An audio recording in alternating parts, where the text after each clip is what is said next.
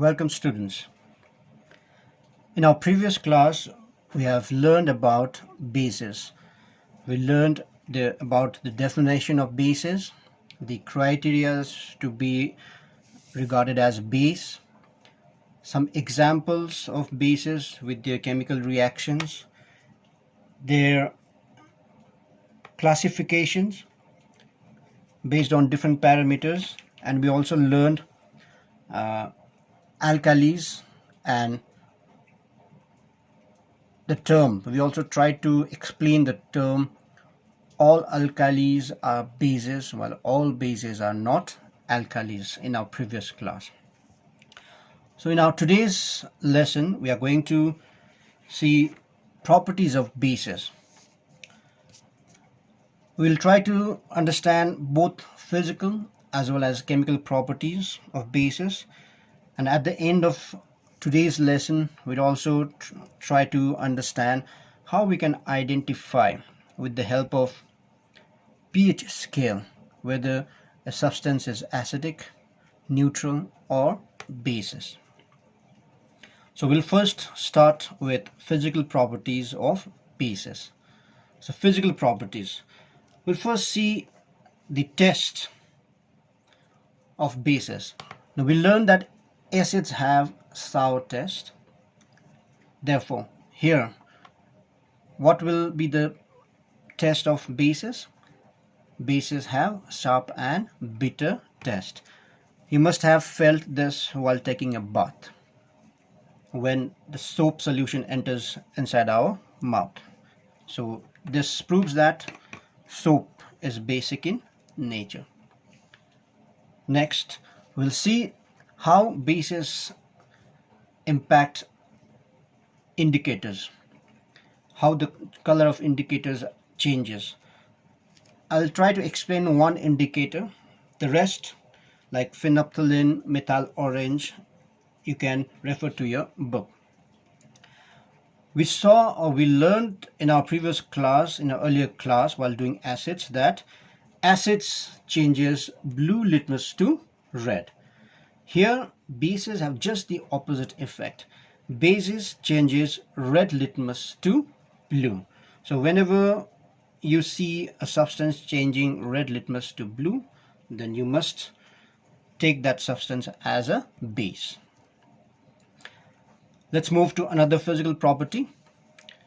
Bases are slippery to touch. That means they are soapy substances, which I have already mentioned while doing test. Bases are slippery in nature, and that's why they are soapy substances. Let's go to another property, electrical conductivity. Bases are strong electrolytes. Like acids, bases, when added in water, they also dissociate or ionize to produce free movable ions, both cation as well as anion. So here also bases also produces freely movable ions when dissolved in water, and one of the most important characteristic ion of bases is hydroxide ion. So apart from hydroxide ion, which is an anion, there will be also cation present, which depends on the metal of the base. So this is characteristic ion of bases. Let's see another property, action of bases on skin. Now we learned that acids are highly corrosive to our skins. In the same way, bases are also corrosive, but their effect is quite less compared to acids, but they are corrosive. So we can say that bases are mild corrosive to our skin, whereas acids are highly corrosive to our skin. That is why while handling strong bases also, we have to use gloves to protect our skin. So with this, these are the important physical properties of bases. So we'll revise it once again. Test: bases have sharp and bitter test. Change of color of indicators: litmus paper, red litmus changes to blue by bases. Bases are slippery to touch, that is, they are soapy substances. Bases are strong electrolytes in their aqueous solution, and bases have mild corrosive action on our skin. Now let's move to chemical properties of bases. So we'll first see neutralization reaction. I hope you haven't forgotten this neutralization reaction which we did in our earlier class. The bases reacts with acids to produce salt and water, and this was the characteristic reaction of bases. Compounds to be base, they have to undergo this particular reaction, otherwise they will not be regarded as base. So bases reacts with acids to produce salt and water. If you are not sure how to write the formula of the salt or what will be the formula of the salt, then I'll give you one very easy simple trick to remember or to write the chemical formula of the salt produced. Now bases have metal as cation.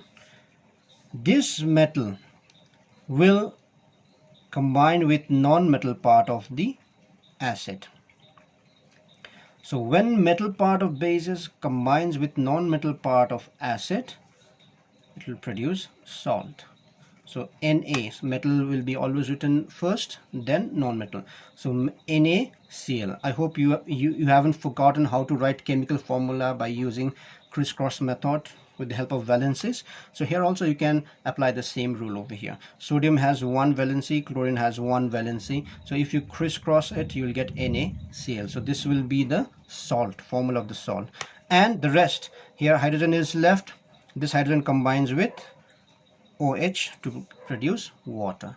So this is how we write the formula of the salt produced, or predict the formula of the salt produced.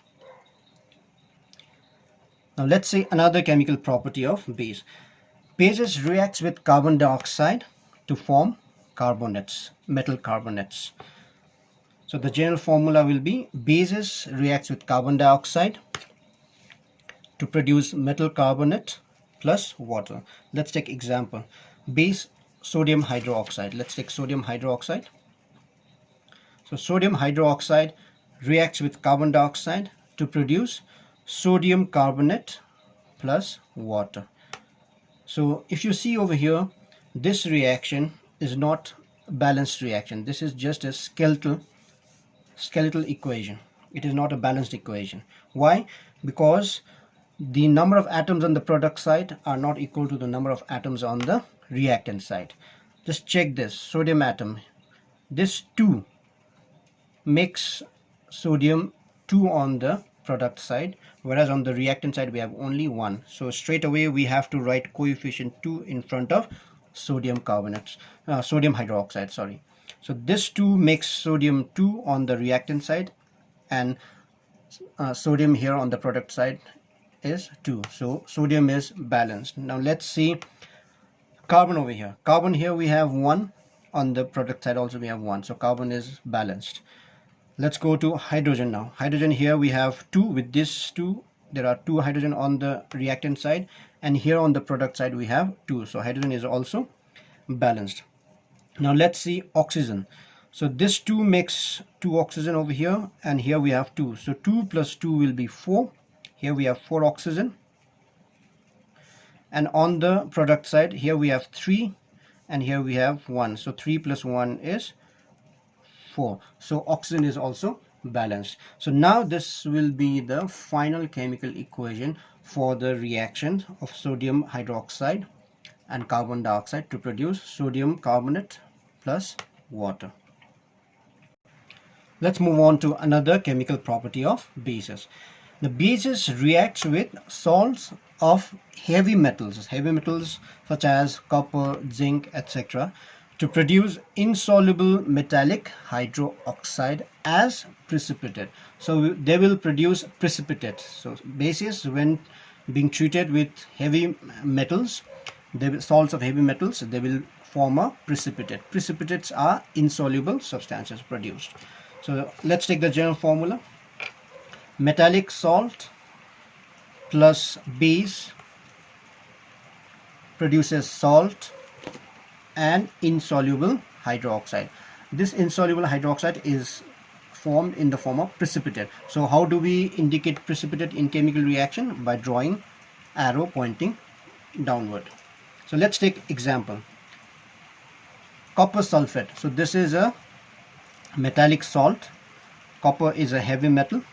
So heavy metal, salt of heavy metal, copper sulfate plus ammonium hydroxide, this is base. When they react with each other, they will produce ammonium sulfate. Again, you can just combine the metal part of base. This is the positive part. Here this is non-metallic base. So this is the positive part of base combines with negative part of the salt. So ammonium sulfate. So this will be NH4 and sulfate, SO4. Now just take the valences and do the crisscross. Ammonium has one valency, sulfate has two. So crisscross it, you will get NH4 SO4. So this is ammonium sulfate salt plus insoluble hydroxide, cupric hydroxide. So again, the remaining part, copper, combines with hydroxide. So copper cupric hydroxide is an insoluble hydroxide and is produced in the form of pale blue precipitate. Another example can be like zinc. Zinc is again a heavy metal. So zinc sulfate, metallic salt, combines with sodium hydroxide, which is a base, to produce sodium sulfate, which is a salt, and insoluble hydroxide in the form of gelatinous white precipitate, zinc hydroxide. So this is the reaction of bases with metallic salt. Now let's go to another chemical reaction, important chemical reaction of bases. Bases reacts with ammonium salt. Ammonium salt, remember ammonium means it will always have ammonium ion. Ammonium salt on warming to liberate ammonia gas. So the condition here is the mixture of base and the ammonium salt has to be warmed. That means some heat energy has to be provided. So when heat is provided to the mixture of ammonium salt and base, then which gas will be produced? Ammonia gas will be produced. So this ammonia gas which is produced can be indicated in a chemical reaction by putting arrow pointed upward. So this arrow indicates the liberation of gas. So let's take example, or the first let us write the general formula. Ammonium salt plus base or alkali. Alkali and base, they are same, but remember all bases are not alkalis, but all alkalis are bases. So ammonium salt plus base produces salt plus water plus ammonia gas. Let's take example. Ammonium chloride. So this is the salt, ammonium salt, reacts with sodium hydroxide when warmed. This reaction takes place on warming or when some heat energy is applied. Produces salt, sodium chloride table salt, plus water, and ammonia gas is liberated. Let's take another example.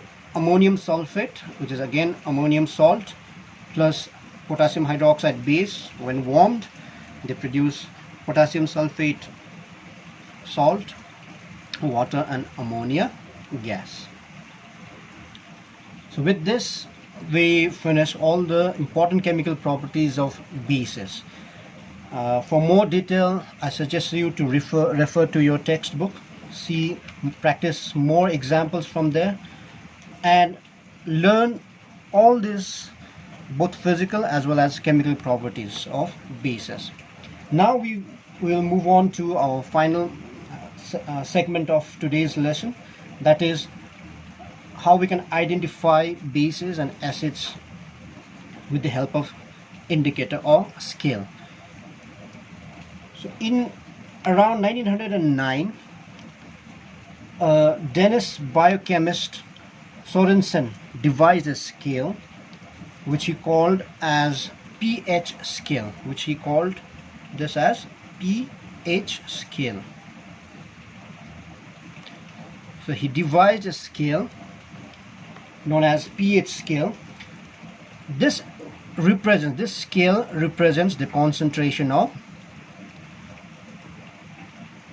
hydronium ion in the aqueous solution. So the scale which represents the concentration of hydronium ion in the aqueous solution was known as pH scale. And this P in German stands for potence,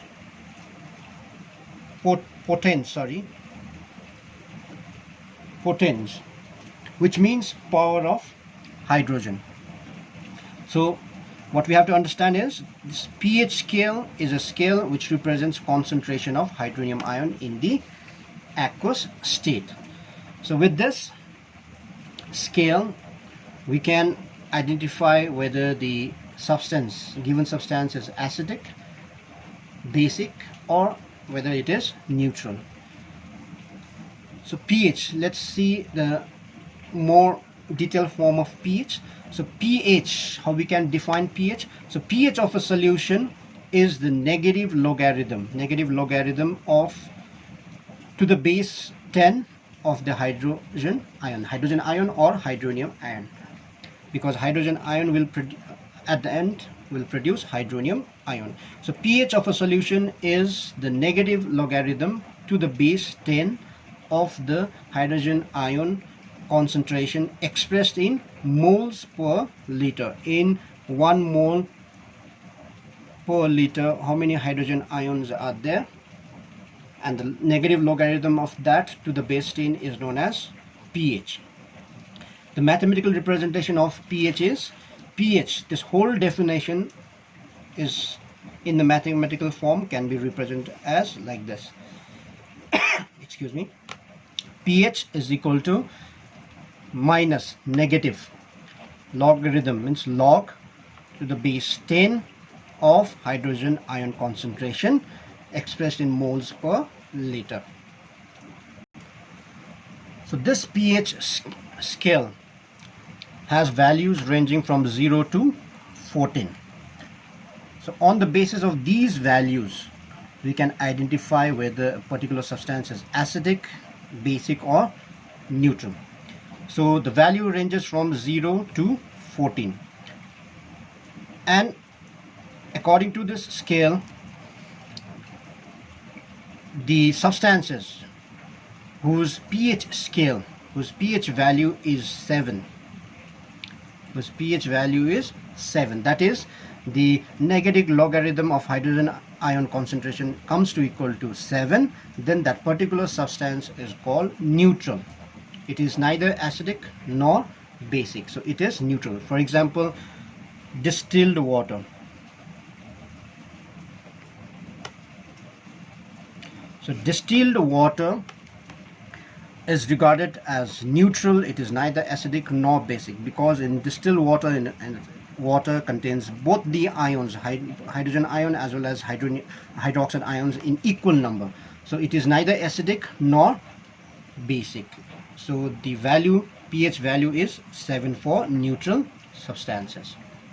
Now, as the value decreases from 7, and moves towards 0 pH value, then the substance is regarded as acidic. So pH value less than 7 are all called acidic, whereas the pH value more than 7 and up to 14 are regarded as bases. So acidic substances on litmus paper, action on litmus paper, it turns blue litmus to red. Whereas all the basic substances changes red litmus to blue. And as the value increases this side, it will be more basic. That means a substance having pH value 13 will be more basic than the substance having pH value 9. Here also, the substance having pH value 6 is less acidic than the substance having pH value 4. So lower the value of pH, more acidic will it be. Higher the value of pH, above 7, more basic it will be. Whereas the substances having pH value 7 are all called neutral. So substances having pH values are neutral. Above 7 they are basic, and below 7 they are all acidic. So this is how we can identify by looking at the pH value whether the substance is acidic, neutral or basic.